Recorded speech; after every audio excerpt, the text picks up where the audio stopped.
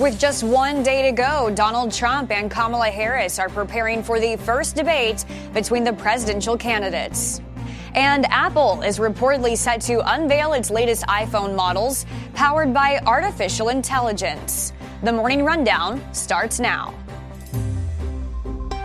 From the Straight Arrow News Studio, bringing the stories that matter to you from across the United States and around the world. This is the Morning Rundown. Today is Monday, September 9th. Thank you for joining us. I'm Kara Rucker.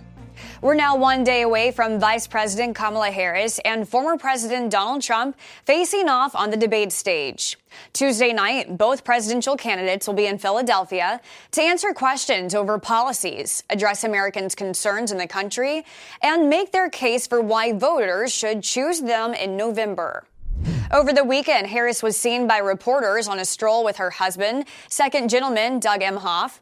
She ignored the reporters' first few questions, but then gave this quick response when asked if she's ready for the debate. Are you ready, Madam Vice President? Ready.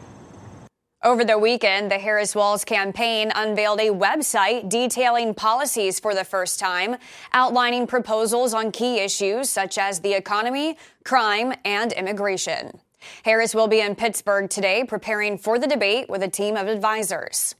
Meanwhile, Trump was on the campaign trail in Wisconsin on Saturday, where he also spoke of the upcoming debate. Oh, they're waiting for the debate. You know, if I destroy her in the debate, they'll say, Trump suffered a humiliating defeat tonight. No matter what. Two of the latest battleground polls, one from the New York Times and CBS News, show razor-thin margins between the two candidates in Wisconsin, as well as Pennsylvania and Michigan. Both Harris and Trump are set to spend time in those states after Tuesday's highly anticipated 90-minute debate, which will be hosted by ABC and starts at 9 p.m. Eastern Time. After a 3-year investigation, the GOP-led House Foreign Affairs Committee has released its report on the U.S. withdrawal from Afghanistan. The 354-page report blames the chaotic withdrawal on the Biden administration, saying the effort was rushed and done despite allies and advisors saying it was a bad idea. While the Biden administration cited the Doha Agreement, a Trump-era agreement with the Taliban to leave Afghanistan by May of 2021, as a main reason for the withdrawal, the report says the decision was not based on the security situation, the Doha Agreement, or the advice of his senior national security advisors or our allies. Rather, it was premised on the president's long-standing and unyielding opinion that the United States should no longer be in Afghanistan. The report accuses the administration of missing warning signs, pointing to how quickly Kabul would fall to the Taliban upon a U.S. withdrawal, and says the planning of and calling for an evacuation was delayed. In response, the White House is accusing the committee's Republican chairman of basing the report on what they call cherry-picked facts and failing to account for any role of the prior administration. Defense Secretary Lloyd Austin is warning Congress that passing a temporary budget bill to keep the government open would have devastating impacts on the Defense Department. The bill would keep the federal government funded for another 6 months, but cap spending at 2024 levels. In a letter sent to members of Congress on Sunday, Austin says that stopgap would cut defense spending by more than $6 billion compared to the 2025 spending proposal, which Austin says would impact thousands of defense programs and damage recruiting just as the military is starting to recover from the pandemic. Congress needs to approve a stopgap spending bill before the end of the budget year on September 30th to avoid a government shutdown.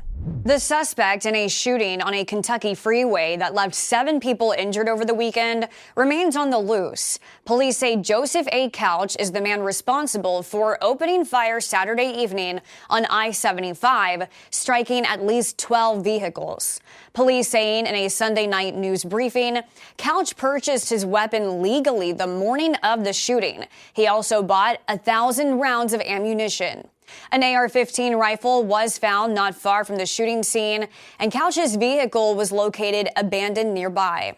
Police say all the victims suffered non-life-threatening injuries and are in stable condition. Over the weekend, firefighters in California are battling against more than a dozen wildfires fueled by a heat wave and high winds. The most intense blaze is the line fire in San Bernardino County, which has surged to over 20,000 acres, prompting the evacuation of over 11,000 residents. The line fire first erupted on Thursday evening and has since more than quadrupled in size. Governor Gavin Newsom declared a state of emergency, and as of Sunday afternoon, the fire was 0% contained. The blaze has injured 3 people, though details on their conditions are not yet available. Thunderstorm winds are complicating firefighting efforts, causing unpredictable fire behavior, while critically dry vegetation and smoke continue to pose other challenges. Officials say more thunderstorms today could further add fuel to the line fire. Finally, this morning, it's glow time. That's the title Apple has given its event today, where the tech giant is expected to unveil its latest lineup of iPhones. Apple is set to reveal the iPhone 16 models, which will reportedly be the first ones powered by the company's artificial intelligence program, Apple Intelligence, announced earlier this year. The phones will also likely have larger screen displays and upgraded cameras. Apple is also set to show off its latest series of Apple Watches and an update to its operating system. The Glow Time event will be live streamed beginning at 1 p.m. Eastern Time from Apple's Cupertino, California headquarters.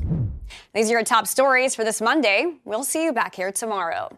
Until then, I'm Kara Rucker. Have a great day.